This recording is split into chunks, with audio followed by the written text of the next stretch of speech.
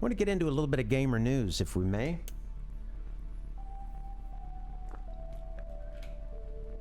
I'd also like to thank the website reddit.com for providing me with a lot of inspiration, very direct inspiration for many of tonight's headlines.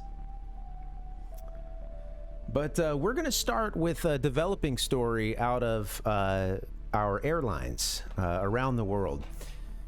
Some of you may remember quite a while back, I was traveling in Dallas-Fort Worth, and I was kind of taken by walking past what seemed to be kind of a pay-to-play or pay for like an hour session or something, a certain number of minutes, to rent a console and get your game on, and this was at Dallas-Fort Worth Airport.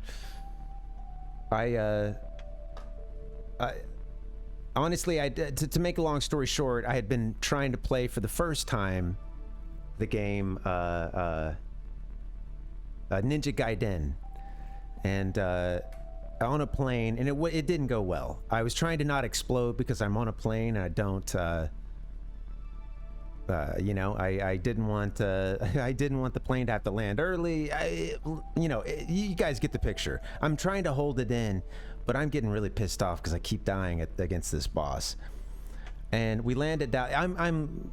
I'm in a bad mood about it. My partner asks if I'm okay, and I'm like, yeah, I just can't beat this boss. And I'm like, grumble, grumble. We get off. We finally exit the plane. And this is one of the first things I see as we're coming down the escalators. And again, it was inspiring to see the gamers are, hitting their numbers, getting their daily achievements in, while the rest of us are running around with our hair on fire, just like, I got to get to my next flight. All the human bullshit we get wrapped up in. And these folks, they're sitting down and they're taking care of what's important. Well, this is kind of back in the news for me because I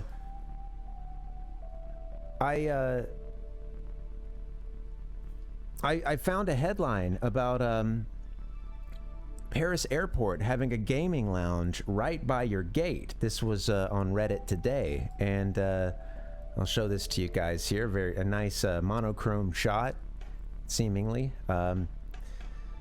Of what appears to be like a kind of a PlayStation branded video game lounge. Now, I don't see any chairs. I know a lot of gamers like to sit down. I can do either. I'm down for either. But yeah, sometimes you want to sit down, especially if you got a long layover, So long, Bowser. Maybe you want to pop a squat, play a game. But this is in Paris. Yeah, Paris Airport has a gaming lounge right by your gate. And I was just thinking, wow, this is pretty cool, This is pretty awesome. And it made me think about, people in the comments were saying it was free. And, it had me thinking, well, okay, what's the deal? How come that one's free, right? And then at Dallas-Fort Worth, these guys are paying top dollar. They're paying by the hour. Hoodie guy, yep. Hoodie man in the background hanging out, hoodie over the head, and the we're getting a little pixelated here, but and the headphones on top of the hoodie. Crank it up a little bit. But sadly, hoodie man here is he's getting nickeled and dimed just to get his achievements in. And I don't know, I kind of think it's a little screwed up when, meanwhile, folks over in Paris, or at least passing through the Paris airport, they've got access to the PS5, Now, I'm trying to think, okay, why is it free for them? And I see of course, PlayStation branded, right? But I don't know.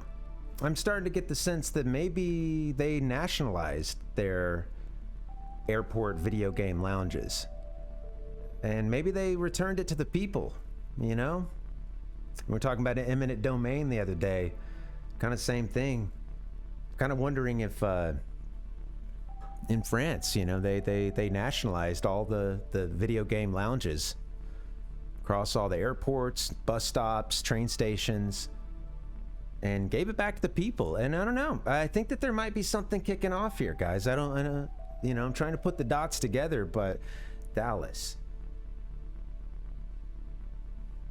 France, Paris, you know, it's I think something's starting. I think it's the beginning. And you know what's crazier too is if this isn't your flavor, right? If you're kind of thinking, you know, PlayStation 5 though, yeah, I'm here for the retro stuff. I'm with you. And I actually looked just a little bit further on Reddit and I saw what I think was the inspiration post.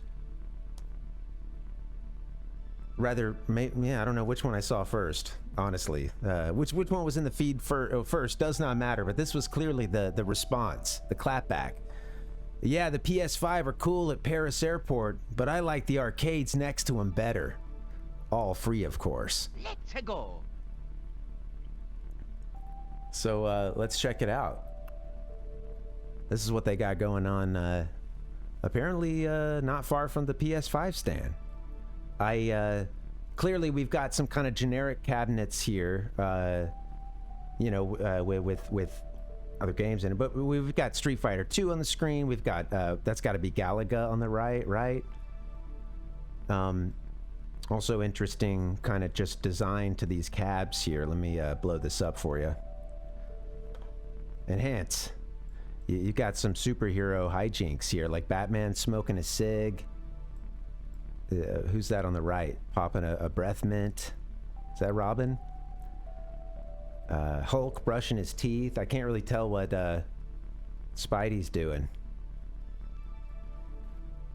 Further down, I'm seeing some. Yeah, we've got what? Some Miss Pac-Man down there, next to the sort of beige coat behind her. Yeah, I don't know. So again, I'm thinking they've nationalized their airports here, and or at least the video game lounges, because this stuff is free, and this is in a world. Come on, we're in a world where everybody's trying to make more money off of us, and nothing is free. So I don't know. I'm thinking that we here on Parvanation, we have a role to play as gamers, and I'm thinking that we should be calling on the on some change, you know, from the powers that be. And I think I'll just speak for all of Parvanation here when I say that I'm calling on the FAA, the NTSB, the TSA, you name your agency, as many letters as you want. We're calling on them all to nationalize all video game arcades and lounges in this country. Okay, and I think that this is I think that there's bipartisan approval on this, because there's gamers of all stripes, and I think at the very least, this is something we can get done, right? Universal health care. You know, not as politically expedient as free arcades. So anyway, I don't mean to belabor the point here, but I don't know. Come on, guys. Something's got to change. Something's got to change. And, you know, I want to thank the Parisians for just bringing that to my attention. You know, I don't know. Interesting. Let's go. Thanks, guys. Yeah. Well, there's priorities, Big, you know, and right, what can, yeah. There's things that we have to weigh here. All right, guys, we're going to end on a lighter note. One last thing for you. Again, from www.reddit.com. My son's Lego Peach in a dark room is pretty spooky. And we like to cover some, you know, DIY art or sculpture. We've had paintings on the program.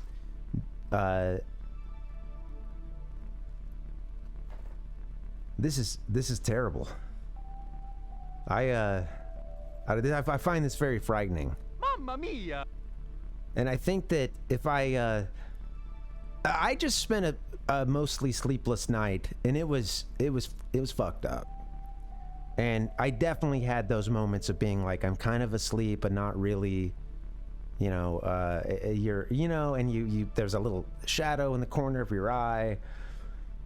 If I had woken up in a room with this in it, I don't know, man. I might not have come back from that. Oh! You know, it's this